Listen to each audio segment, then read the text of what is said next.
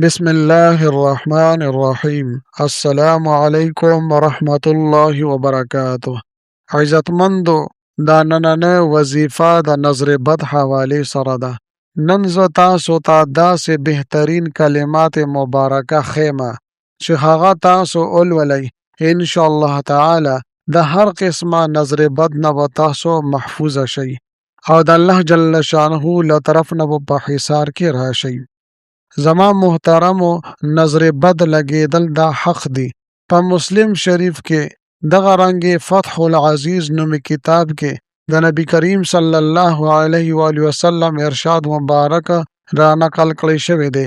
نبی کریم صلی الله علیه و آله وسلم ارشاد فرمای: العین حق، یعنی نظر لګیدل دا حق دی او یقیني دی. زما عزتمندو، دا نظر بد د دې دومره طاقتور اثرات وي لکه څنګه چې د لړم او د مار د زهرو اثرات وي. نو په دې وجه باندې مونږ ته اسلام دا تعلیمات راکړي دي.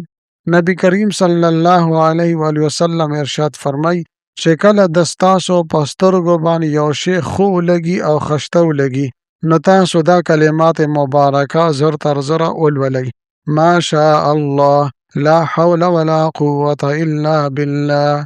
زما عزتمندو، نظر بد لګیدل دا حق دی. زما عزتمندو، دا نظر بد دومره خطرناک شی دی چې غوایي کټوی لرسي او بنی آدم قبر لرسي.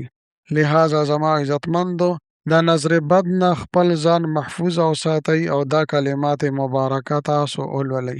اوس زما عزتمندو، تاسو ته به څنګه اندازه لګي، تاسو ته به څنګه پته لګي چې په دې بنی آدم باندې نظر بد دی، په دې زناور باندې نظر بد دی؟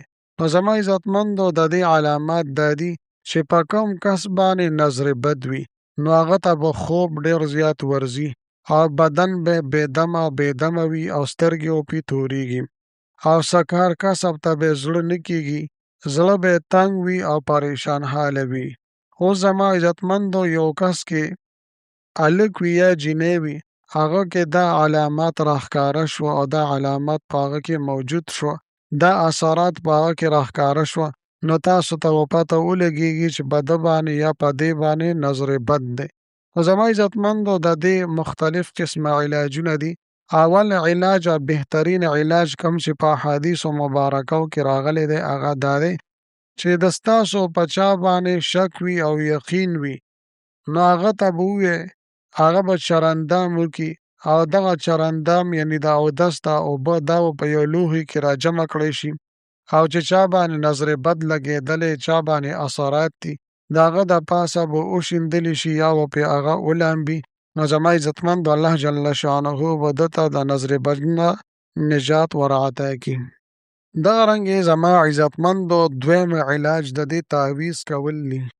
دا زه چې تاسو ته کم تعویض بیانومه او ذکر کوم، دا دومره بهترین او مجرب تعویض دی چې دا تعویض حضرت ابراهیم علیه السلام هم کړی دی، حضرت اسماعیل علیه السلام هم کړی دی او حضرت اسحاق علیه السلام هم کړی دی.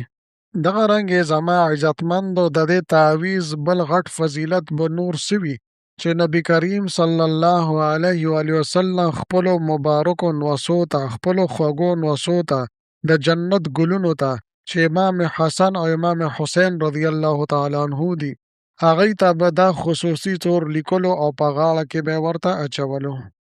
نو لہذا زما عزتمندو، تاسو ته هم پکار دي چې دا تعویض تاسو ولیکئ او خپلو ماشومانو ته یې په غاړه کې واچوئ.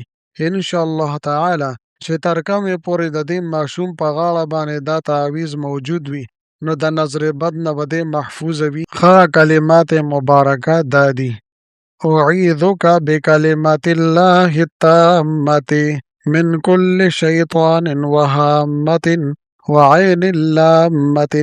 په دویم ځل ورته بیا غوږ کېږدئ چې تاسو یې یاد کئ: اعیذک بکلمات الله التامة من شر کل شیطان وهامة وعین لامة.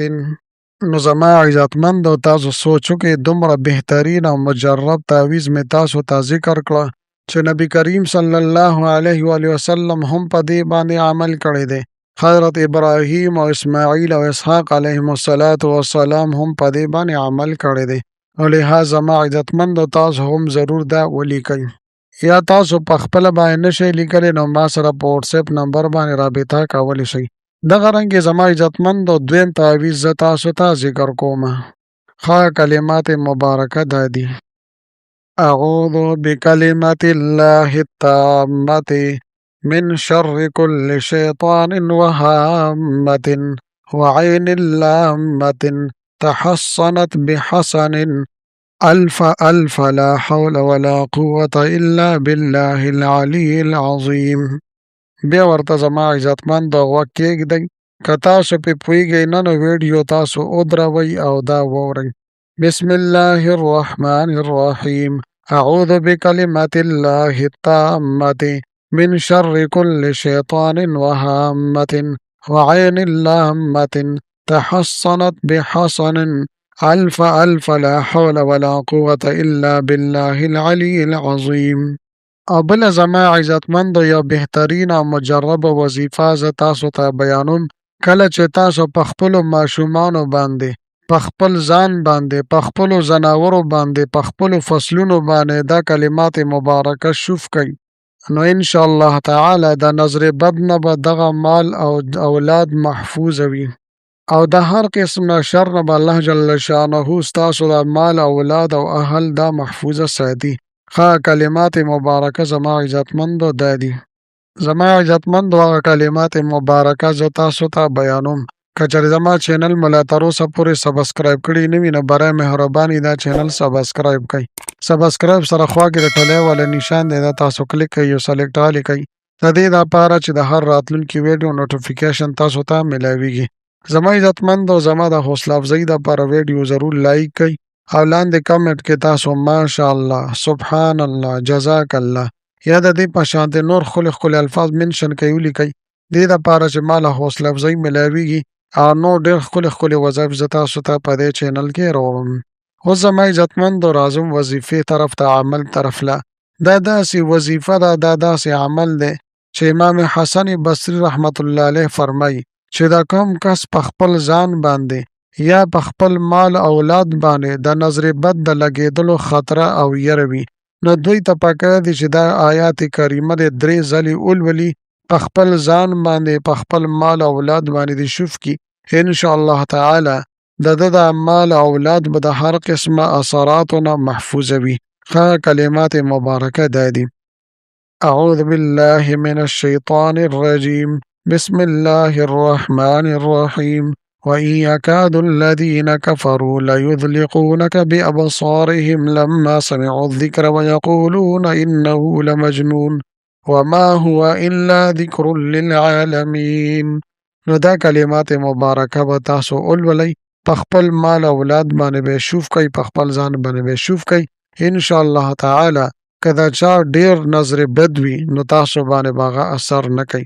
لهذا ما عزتمندو دا مبارک اعمال په خپله هم وکئ، خپلو وروڼو دوستانو سره هم د صدقې جاري په نیت سره شیر کئ. میلاویږم به تاسو سره بله ویډیو کې بلې وظیفې سره. تر هغه وخته پورې ماله اجازت راکئ. د لوی الله په امان.